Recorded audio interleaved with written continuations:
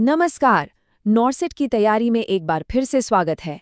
आज हम एक ऐसे हाई यील्ड टॉपिक को मास्टर करने वाले हैं जहां से सवाल आप जानते हैं आते ही हैं।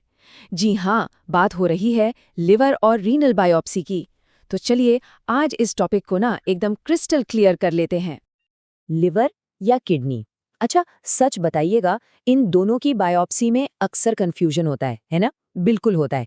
लेकिन सबसे बड़ा सवाल ये है कि नॉर्सेट के लिए वो कौन से की पॉइंट्स हैं जो याद रखने ही रखने हैं। तो बस आज हम इसी कंफ्यूजन को हमेशा हमेशा के लिए दूर करने वाले हैं। तो आज का हमारा रोड मैप क्या है? देखिए, बिल्कुल सीधा है। सबसे पहले हम समझेंगे कि बायोप्सी आखिर होती क्या है। फिर हम लिवर और रीनल बायोप्सी पर एक-एक करके फोकस करेंगे। उसके बाद देखेंगे पेशेंट केयर के वो क्रूशियल स्टेप्स और हाँ, आखिर में सबसे important section risks and complications पर भी बात करेंगे। तो चलिए शुरू करते हैं। सबसे पहले बायोप्सी की एकदम बुनियादी बातों को समझ लेते हैं। आखिर ये प्रोसीजर है क्या और ये इतना जरूरी क्यों माना जाता है? देखिए, सीधी सी बात है, बायोप्सी एक मेडिकल प्रोसीजर है जिसमें होता क्या है कि किसी ऑर्गन से टिश्यू का एक छोटा सा सैंपल लिया जाता है, बस। फिर इस सैंपल को माइक्रोस्कोप के नीचे एग्जामिन किया जाता है ताकि बीमारी का एकदम पक्का कंफर्म पता चल सके।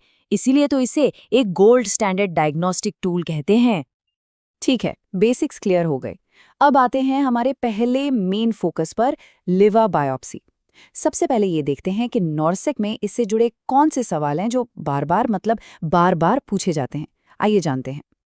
तो ये रहा एक क्लासिक एग्जाम क्वेश्चन। सवाल ये है कि लिवर बायोप्सी का सबसे कॉमन टाइप कौन सा है और इसकी एग्जैक्ट साइट, मतलब ये कहाँ पर की जाती है। इसका जवाब बिल्कुल पॉइंट्स में याद रखना है। देखिए, सबसे कॉमन टाइप है परक्यूटेनियस। परक्यूटेनियस मतलब स्किन के थ्रू। इसकी साइट है 8th और 9th इंटरकॉस्टल स्पेस के बीच। और हाँ, एक स्पेशल केस है जो जरूर याद रखना है, वो ये कि जिन पेशेंट्स को ब्लीडिंग डिसऑर्डर्स होते हैं उनमें ट्रांसजगुलर रूट यूज होता है। क्यों? ताकि ब्लीडिंग का खतरा कम से कम हो। ये बहुत इंपॉर्टेंट है। अच्छा, लिवर की बात हो गई। अब बारी है किडनी की। चलिए अब ये देखते हैं कि रीनल बायोप्सी में क्या खास है और नॉर्सेट के लिए इसमें से क्या इंपॉर्टेंट निकल कर आता है। तो अगला जरूरी सवाल ये बनता है कि आखिर रीनल बायोप्सी की जरूरत पड़ती ही क्यों है, मतलब इसके प्राइमरी इंडिकेशंस क्या हैं, कब करते हैं इसे। तो देखिए, इसके कुछ मुख्य कारण हैं। पहला, किडनी ट्यूमर का पता लगाने के लिए कि वो मैलिग्नेंट है या बिनाइन। दूसरा, अगर किसी की किडनी ट्रांसप्लांट हुई है तो उसका फंक्शन चेक करने के लिए। तीसरा, ग्लोमेरुलोनेफ्राइटिस जैसी बीमारियों को डायग्नोस करने के लिए। और चौथा, जब यूरिन में ब्लड आने का कारण समझ में नहीं आ रहा हो, मतलब अनएक्सप्लेन्ड हीमेटोरिया हो। ठीक है, तो प्रोसीजर तो हमने समझ लिए, पर एक नर्सिंग ऑफिसर के तौर पे सबसे जरूरी काम क्या है? Patient care. तो चलिए अब बिफोर और आफ्टर केयर की एक क्रिटिकल कंपैरिजन करते हैं। यहीं से सबसे ज्यादा सवाल बनते हैं।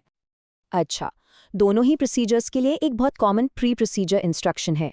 सवाल यह है कि पेशेंट को एनपीओ यानी कि खाली पेट कितनी देर रखना होता है। बिल्कुल सीधा जवाब और एग्जाम का भी सीधा सवाल, 8 घंटे। पेशेंट को प्रोसीजर से कम 8 घंटे पहले एनपीओ रखा जाता है। और ऐसा क्यों? ताकि प्रोसीजर के दौरान एस्पिरेशन का कोई रिस्क न रहे।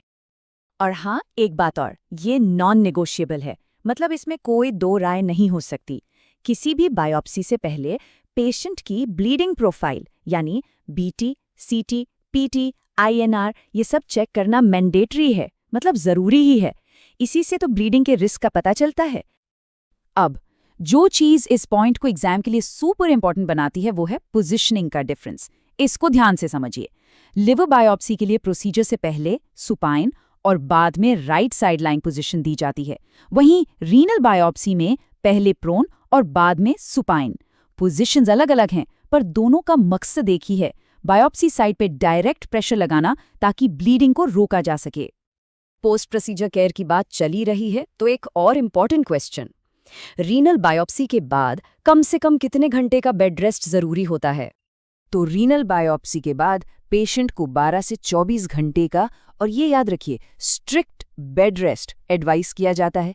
ये कॉम्प्लिकेशंस को और खास तौर पर ब्लीडिंग को रोकने के लिए बेहद जरूरी है। और अब अब हम आ गए हैं इस पूरे टॉपिक के सबसे क्रूशियल पार्ट पर, क्रिटिकल रिस्क्स एंड कॉम्प्लिकेशंस। यहाँ हम देखेंगे कि वो कौन से रेड फ्लैग्स हैं जिन पर हमें हर हाल में नज़र रखनी है। ज़रा एक बात सोचिए, लिवर और किडनी दोनों ही हाईली वैस्कुलर ऑर्गन्स हैं। इसका मतलब क्या हुआ? इनमें ब्लड सप्लाई बहुत बहुत ज़्यादा होती है। तो अब सवाल ये है कि ये चीज़ दोनों ही प्रोसीजर्स के लिए सबसे खतरनाक कॉम्प्लिकेशन क्या बनाती है? और जवाब है हेमरेज, यानी कि मैसिव ब्लीडिंग। यही वो सबसे बड़ा खतरा है जिसके लिए प्री प्रोसीजर चेक्स और पोस्ट प्रोसीजर केयर इतनी ज़्यादा इंपॉर्टेंट हो जाती है। ब्लीडिंग ही हमारा नंबर 1 कंसर्न है।